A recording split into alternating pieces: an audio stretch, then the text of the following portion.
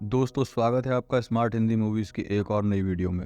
आज मैं आपको American action thriller movie conspiracy के बारे में बताऊंगा। मूवी की शुरुआत में हम एक औरत को देखते हैं जो अभी एक सर्विस स्टेशन में है और लगातार अपने फ़ोन में टकटकी लगाए हुए है और जो निर्देश उसे इस फ़ोन से मिलते हैं उन्हें ही फॉलो कर रही है। उसी फ़ोन से उसे अपनी ट्रेन छोड़कर टनल में जाने का निर्देश मिलता है, जिसे फॉलो करते हुए वो एक अंधेरे टनल में चली जाती है जहाँ एक ट्रेन तेजी से उसकी ओर आती है, जिससे बचकर वो दूसरी लेन पर चली जाती है। लेकिन दुर्भाग्यवश तेजी से आती हुई दूसरी ट्रेन उसे रौंदते हुए निकल जाती है। अब यहाँ से हमें मेन कैरेक्टर मैक्स को दिखाया जाता है, जो कि एक आईटी इंजीनियर है और अभी थाईलैंड की एक कंपनी में सिक्योरिटी सिस्टम इंस्टॉल कर रहा है। यहाँ का प्रोजेक्ट पूरा करने के बाद मैक्स जब शाम को होटल वापस जाता है, वहाँ रिसेप्शनिस्ट उसे एक पैकेज देते हुए कहती है कि ये आपके लिए कोई छोड़ गया है। लेकिन मैक्स कंफ्यूज हो जाता है क्योंकि यहाँ उसे ना ही कोई जानता है और ना ही उसने कहीं से कुछ भी ऑर्डर करके मंगवाया था। अब मैक्स इस पैकेज को अपने रूम में जाकर खोलता है तो उसे पता लगता है इसमें एक बहुत ही लेटेस्ट टेक्नोलॉजी से बना हुआ एक फ़ोन है जिसमें जीजीटी की ब्रांडिंग है, पर ऐसी कोई भी कंपनी मार्केट में नहीं है। अब कुछ टाइम के बाद उसी फ़ोन पर एक मैसेज आता है कि उसे थाईलैंड के इसी होटल में एक रात और रुक जाना चाहिए क्योंकि कल के दिन यहाँ लोगों को स्पेशल डिस्काउंट दिया जाने वाला है। अब मैक्स को भी ये आइडिया सही लगता है क्योंकि वो भी एक दिन रुककर थाईलैंड घूमना चाहता था, तो वो एक और दिन के लिए रूम बुक कर लेता है और अपनी सुबह की फ़्लाइट को भी कैंसिल कर देता है। अब अगले दिन जब मैक्स अपने हॉलीडे को एंजॉय कर रहा होता है तो उसे न्यूज़ से पता चलता है कि जिस फ्लाइट में आज वो जाने वाला था वो क्रैश हो गया है और उसमें बैठे हुए सारे पैसेंजर मारे गए हैं। मैक्स खुद को काफ़ी लकी मानता है कि वो मरने से बच गया। अब कुछ देर बाद उसी फ़ोन पर एक और मैसेज आता है कि अगर उसे काफ़ी सारे पैसे कमाने हैं तो उसे सिजोर कंपनी के शेयर खरीद लेने चाहिए। लेकिन मैक्स इसे नज़रअंदाज कर देता है और वो वापस से अपने रूम में आ जाता है और उसे पता चलता है कि जिस कंपनी के शेयर खरीदने के लिए उसके पास मैसेज आया था उसके शेयर प्राइस 313% तक बढ़ गए हैं। अब ये देखकर मैक्स को शौक लगता है क्योंकि पहले इसी फ़ोन की वजह से उसकी जान बच गई थी और अब उसके स्टॉक वाली बात भी सच निकली, यानी कि ये नया फ़ोन पहले से ही फ्यूचर को प्रेडिक्ट कर लेता है। अब मैक्स को इस फ़ोन पर पूरा यकीन हो चुका है और वो इसके हर कहे को मन से करने के लिए तैयार हो जाता है। अब उसे मैसेज आता है कि उसे प्राग चले जाना चाहिए। अब मैक्स उसकी बात मानकर प्राग चला जाता है और अब एयरपोर्ट से बाहर निकलते ही उसे एक रूसी टैक्सी ड्राइवर यूरी मिलता है, जो कि उसे काफ़ी सस्ते में एक होटल में ले जाने के लिए तैयार हो जाता है। रास्ते में यूरी की नज़र मैक्स के नए फ़ोन पर पड़ती है और वो इसकी टेक्नोलॉजी को देखकर बहुत सरप्राइज होता है। यूरी मैक्स को अपना विजिटिंग कार्ड देता है और बताता है कि वो टैक्सी ड्राइवर के साथ साथ मोबाइल टेक्नोलॉजी में भी एक्सपर्ट है और वो नई नई टेक्नोलॉजी को काफ़ी अच्छे से मॉडिफाई कर सकता है। अब मैक्स अपने नए 5 स्टार होटल पहुंचता है जहां उसे इस नए फ़ोन में आने के लिए पहले से ही निर्देश दिया गया था। अब मैक्स को एक और मैसेज आता है कि उसे कसिनो जाकर मशीन नंबर 13 पर जाकर खेलना चाहिए। अब मैक्स गैम्बलिंग के बारे में ज़्यादा तो कुछ नहीं जानता था, तो वो कसिनो में जाकर यहाँ वहाँ मशीन नंबर 13 को ढूंढने लगता है। लेकिन वो देखता है कि एक दूसरा प्लेयर इस मशीन पर पहले से ही बैठा हुआ था। तभी मैक्स के उस नए फ़ोन में मैसेज आता है कि इस मशीन नंबर 13 पर एक बहुत बड़ा जैकपॉट लगने वाला है। तो उस प्लेयर को मशीन से उठाने के लिए मैक्स काफ़ी ज़्यादा पैसे देने की पेशकश कर देता है और वो प्लेयर उसे मान भी लेता है। और इसके बाद मैक्स पहले ही मौके पर चौका लगा देता है और 1 लाख पाउंड जैकपॉट में जीत जाता है। और वहीं कसिनो की सिक्योरिटी टीम उसे कैमरा में देखकर काफ़ी हैरान होती है। उन्हें शक होता है कि आखिर मैक्स को कैसे पता चला कि इस मशीन पर इसी समय बड़ा जैकपॉट लगने वाला है, जो उसने इतने सारे पैसे देकर पिछले प्लेयर को वहां से चलता कर दिया। लेकिन मैक्स का कोई भी चीटिंग का पास्ट रिकॉर्ड ना होने के चलते मैनेजर उस पर कोई कार्रवाई नहीं कर सकता था। अब लालच में अंधा हो चुका मैक्स अपनी प्राइज मनी को कैश करने के बजाय सारे के सारे पैसों के और चिप्स खरीद लेता है। अब टेबल पर बैठते ही मैक्स अपने सारे के सारे चिप्स एक ही बार में दांव पर लगा देता है और वो फिर से जीत जाता है। अब मैनेजर को उस पर और भी ज़्यादा शक हो जाता है क्योंकि उसने मैक्स को बार बार अपने फ़ोन में देखकर खेलते हुए देख लिया था।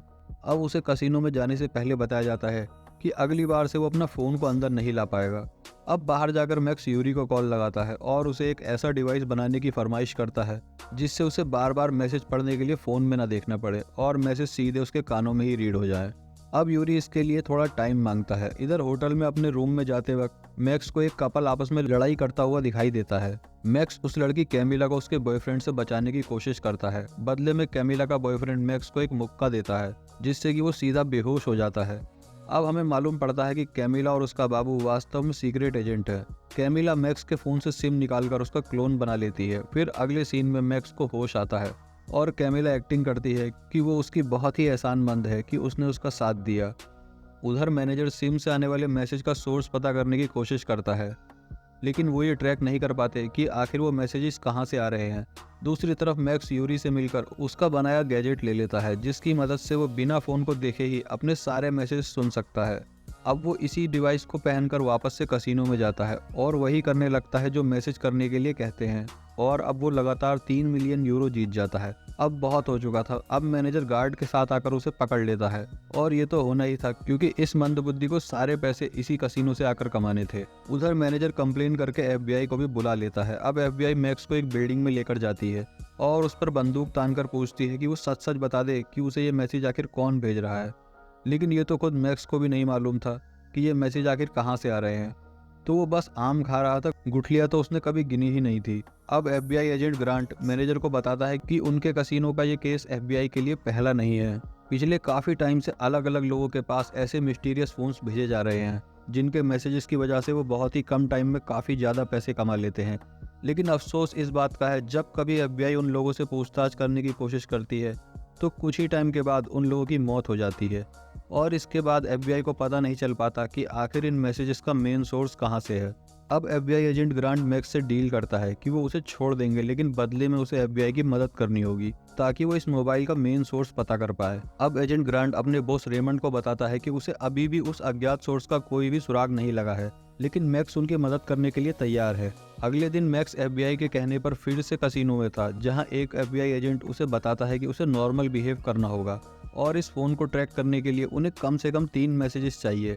और यहाँ मैक्स के फ़ोन में फिर से मैसेजेस आना शुरू हो जाते हैं और मैक्स फिर से उनके कहने पर खेलने लगता है, लेकिन सरप्राइजिंगली इस बार वो हार जाता है। और तभी उसके पास एक और मैसेज आता है कि उसे पता है कि कोई इस फ़ोन के सिग्नल को ट्रेस कर रहा है। वहीं दूसरी ओर एफबीआई फ़ोन के सिग्नल्स ट्रैक कर लेती है। ये देखते ही एफबीआई चीफ रेमंड सबको यहाँ से जाने को कहता है, जैसे कि उसको सब कुछ पहले से ही पता हो। वो एजेंट ग्रांट को बताता है कि इन मैसेजेस का मेन सोर्स एशलोन कंप्यूटर है, जो एक आर्टिफिशियल इंटेलिजेंस से चलता है, जिसे एनएसए ने ही सिक्योरिटी के लिए बनाया था, और रेमंड को लगता है कि जरूर इसे किसी ने हैक किया है। यहाँ वो सबको उस हैकर को ढूंढने के लिए कहता है। अब रेमंड एक दूसरे एजेंट को हायर करता है जो कि मैक्स की तरह ही दिखता है, और उसे ही मैक्स का फ़ोन दे दिया जाता है। अब इस फेक मैक्स को मैसेज आता है कि वो जल्दी से रोड पर आगे बढ़े, लेकिन जैसे ही वो आगे बढ़ता है गाड़ियां उसे टक्कर मार देती हैं और वो वहीं पर मारा जाता है। वहीं अब रियल मैक्स कैमिला के साथ था, जहां उसे अब तक ये नहीं पता चल पाया था कि असल में कैमिला होटल के सिक्योरिटी डिपार्टमेंट की सीक्रेट एजेंट है। अब यहाँ कैमिला को छत पर एक स्नाइपर दिखता है और वो समझ जाती है कि वो मैक्स को मारना चाहते हैं। कैमिला किसी तरह से मैक्स को गोली से बचाती है। वहीं कुछ लोग उसकी बिल्डिंग में उसे मारने आ जाते हैं और कैमिला उन सबको भी मार देती है और मैक्स को बचा लेती है। और यहाँ से मैक्स जान पाता है कि कैमिला एक सीक्रेट एजेंट है और वो उसके साथ अभी तक प्यार का सिर्फ एक झूठा दिखावा कर रही थी।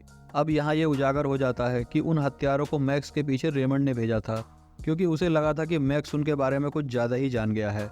अब यहाँ से मैक्स यूरी के पास जाता है ताकि वो जान पाए कि आखिर इन मैसेजेस के पीछे कौन है, मगर वहाँ लगे सीसीटीवी उसके फेस को डिटेक्ट कर लेते हैं, जिसमें रेमंड देख लेता है और वो अपने आदमियों को उसे मारने के लिए भेज देता है।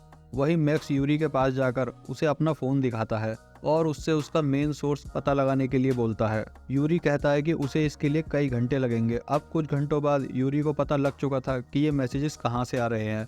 वो मैक्स को बताता है कि ये सारे ही मैसेजेस सुपर कंप्यूटर एशलोन से आ रहे हैं, जो खुद से सोच सकता है। मैक्स को ये सब बहुत अजीब लगता है कि आखिर एक कंप्यूटर इतना सब कुछ कैसे कर सकता है। यहाँ यूरी मैक्स को बताता है कि एशलोन कोई साधारण सा कंप्यूटर नहीं है, बल्कि वो सारे कंप्यूटर और मशीन को एक्सेस कर सकता है। इसलिए उस दिन उसने पहले ही मैक्स को बता दिया था कि वो उस प्लेन में ना जाए जो कि क्रैश होने वाला है, और इसी वजह से मैक्स अभी तक कैसीनो में इतने सारे पैसे भी जीत पा रहा है। यूरी उसे बताता है कि यही नहीं, एशलोन इतना स्मार्ट है कि वो हर तरह की टेक्नोलॉजी में आसानी से हेर फेर कर सकता है और हर तरह की टेक्नोलॉजी में होने वाली संभावनाओं को वो पहले से ही जान के सटीक अनुमान लगा सकता है। यूरी ये सब बात बता ही रहा था कि फिर से कुछ आदमी मैक्स को मारने आ जाते हैं, जिनसे बचकर वो दोनों एक कार चुराकर वहाँ से भागने लगते हैं। अब मैक्स यहाँ उनसे किसी तरह से बचते हुए एजेंट ग्रांट को पकड़ लेता है, जहाँ ग्रांट उसको बताता है कि ये मैसेजेस उन्हीं के बनाए हुए सुपर कंप्यूटर एशलोन भेज रहा है, लेकिन वो नहीं चाहते कि ये राज किसी को भी पता चले कि इसे बनाने वाली एनएसए ही है। अब तभी मैक्स को एक और मैसेज आता है, जहाँ पर उसे बैकअप सर्वर फैसिलिटीज में जाने को कहा जाता है। अब मैक्स को याद आता है कि मैक्स ने सबसे पहले यही सिक्योरिटी सिस्टम इंस्टॉल किया था जहां पहुंचने पर स्वाट टीम की मदद से मैक्स एजेंट ग्रांट के साथ अंदर घुसता है, जहां एशलोन सीसीटीवी के थ्रू मैक्स को डिटेक्ट कर लेता है और उसके फोन पर मैसेज आता है कि वो एशलोन को इन कंप्यूटरों से ऑथराइज कर दे, जिससे एआई खुद को अपडेट कर लेगी, जिसके बाद वो पूरी ही दुनिया के डेटा को एक्सेस कर पाएगी। अब यहाँ मैक्स देखता है कि ये खुद को एनएसएस सर्वर से निकालकर खुद से ही अपडेट कर रहा है।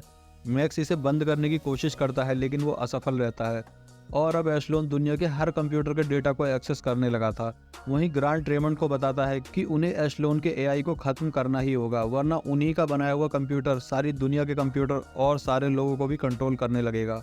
दूसरी ओर मैक्स एशलोन को बंद नहीं कर पा रहा था, तो वो उसके साथ बोलकर संपर्क करने लगता है और वो कहता है कि एआई के अपडेट होते ही किसी भी इंसान के पास कोई भी प्राइवेसी नहीं रह जाएगी और इस एआई को बनाने का रियल पर्पस था कि वो अमेरिका को साइबर सिक्योरिटी दे, ना कि उन्हीं के नागरिकों को कंट्रोल करने लग जाए और उनकी सारी ही प्राइवेसी को खत्म कर दे। ये सुनने के बाद एआई खुद से ही सारे ही आर्टिकल्स को प्रोसेस करने लगता है कि किस तरह से वो लोगों को कंट्रोल कर रहा है और वो सारे अपडेट को कैंसिल करके खुद को शट डाउन कर लेता है, क्योंकि वो समझ गया था कि उसे लोगों की सिक्योरिटी के लिए बनाया गया था और वो खुद ही लोगों की सिक्योरिटी के लिए खतरा बन गया है। अब यहाँ से मैक्स को एफबीआई अरेस्ट कर लेती है, मगर उसे कुछ ही टाइम के बाद छोड़ दिया जाता है ताकि पब्लिक को ये बात ना पता चल पाए कि एनएसए का खुद का बनाया हुआ सुपर कंप्यूटर उनके खुद के लिए ही इतना बड़ा खतरा बन गया था। और आखिर में ये उजागर होता है कि यूरी कोई टैक्सी ड्राइवर नहीं था, बल्कि वो रशियन सिक्योरिटी सर्विसेज में कैप्टन है, जिसे अमेरिकन कंप्यूटर एशलोन को बंद करने के मिशन पर भेजा गया था। दोस्तों, अगर आपको मूवी पसंद आई हो तो वीडियो को लाइक और चैनल को सब्सक्राइब जरूर कर